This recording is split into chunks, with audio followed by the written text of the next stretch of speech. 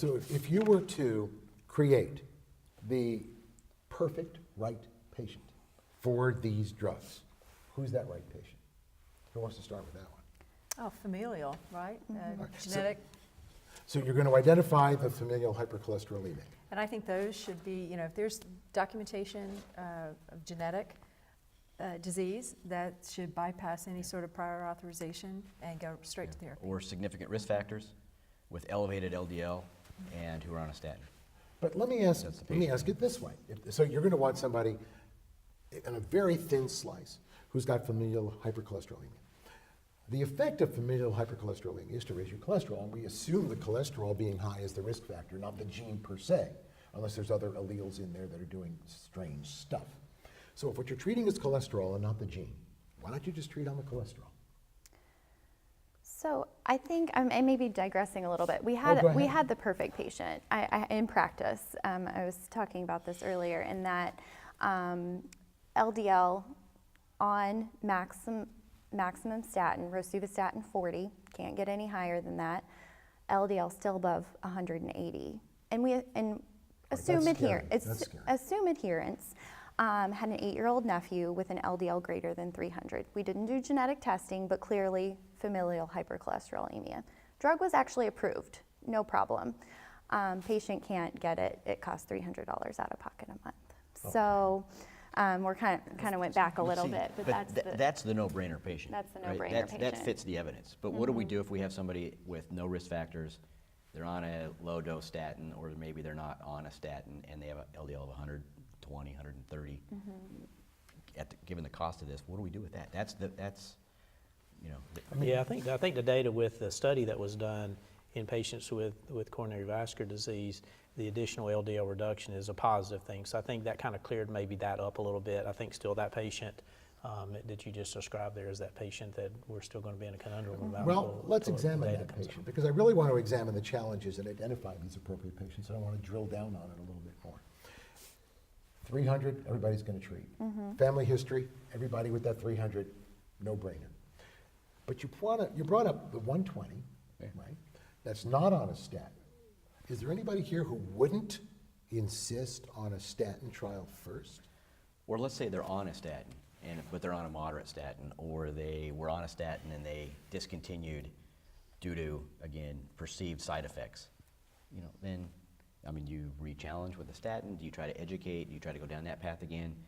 There should be multiple statins. There are enough statins with nuances from a side effect agree. perspective. In the absence of true rhabdo, I think they should be tried on multiple statins. Well, let's be precise. Rhabdo is a very dangerous disease, but we can call muscle cramps, muscle pain. Right? That's pre-rhabdo if you want, because once you've got rhabdo, you've got renal failure, and all heck is breaking loose. Right. But if what you're saying is, are you actually implying that there's a category of patients in whom the side effects are worse than other patients? Oh, certainly. But they're all having side effects, and that's going to affect what you brought up, which is total tolerance, right? Patients are going to go off these drugs if they have any of the side effects. That's a huge challenge. How do you define statin intolerance? That is a huge issue. Well, Okay. there's three categories. There's myalgias, myositis, and rhabdo.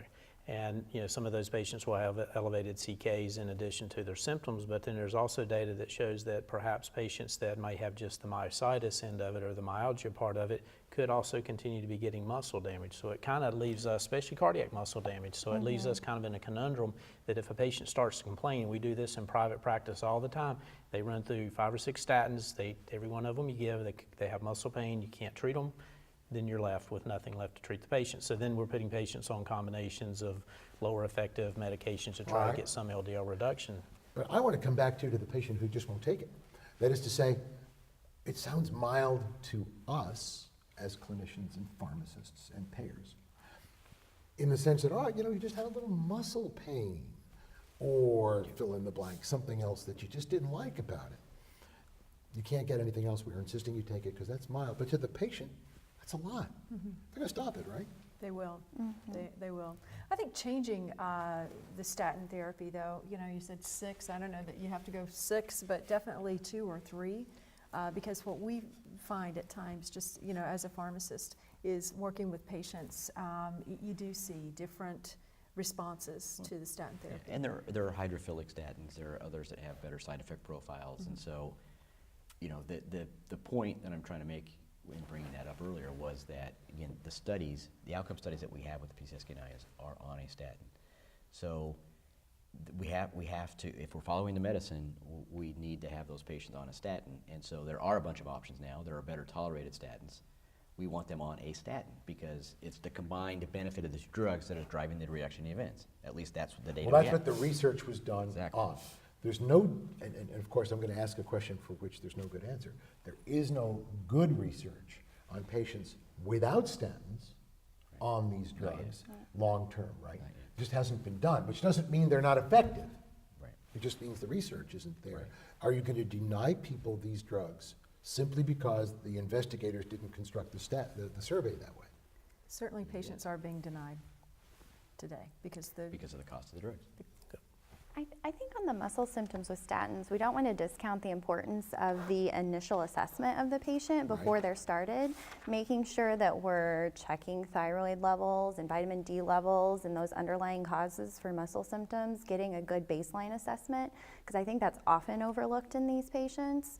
And so we start them on a statin when they're already at high risk for having muscle problems for different reasons. And so I think that's really important to keep that in mind. Let me just ask an obvious question, because when I hear an LDL cholesterol level of 20, I get a little worried. Right. I mean, that's not physiologic, right? That is infra-physiologic. Is there, even though we know that there's no, at least as far as we can tell, no threshold below which there is no observable improvement, is there a number that scares everybody? How low is too low? I don't think we know that number. I think we can Well, we know that 30 is okay in the current study. So, 30 is okay. Well, Yeah. that's a 2-year. yeah, 2-year study. Two-year We know at study. least in 2-year study. I think it's still to be debated. I think it's still, with the longer outcome studies, I think we'll have a little bit more information on that until that comes out. I think people get nervous with it. Certainly at 20, I would be nervous about that. I'd be nervous, I Yes. think, unless I had 10 years. We're not going to get 10 years for the next 8 years. Right. At least.